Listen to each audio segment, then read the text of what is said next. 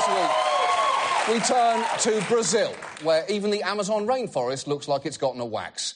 Now, President Dilma Roussef has spent the whole week dealing with developments in a corruption scandal which threatens to undermine her entire government. Brazil's Supreme Court has approved an investigation into some of the country's top politicians. They're accused of taking bribes in exchange for lucrative oil contracts from the state-run oil company Petrobras. Now, when they say taking bribes, this isn't your standard $5,000 in an envelope left under a bench, because Brazil's largest construction and engineering firms allegedly paid at least $800 million in bribes and other funds to secure contracts. $800 million!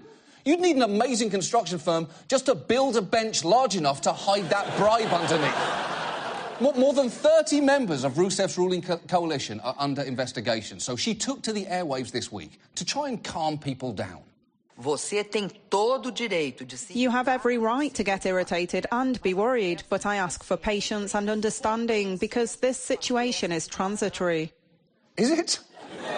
How is it transitory? Because unless you're about to flash the entire country with one of those memory-erasing sticks from Men in Black, I don't think people are going to forget about this.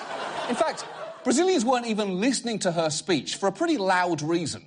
Her critics had organised a kind of pot-banging protest, and I was in Sao Paulo, leaned out the window. It sounded like a football game.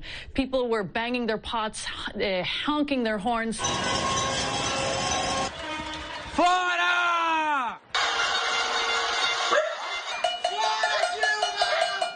That's actually a real form of protest called Panelaço, which has been in South America for years and off-Broadway for decades.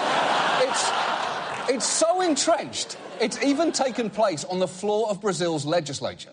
Do bom senso do povo brasileiro. Minha homenagem ao povo brasileiro.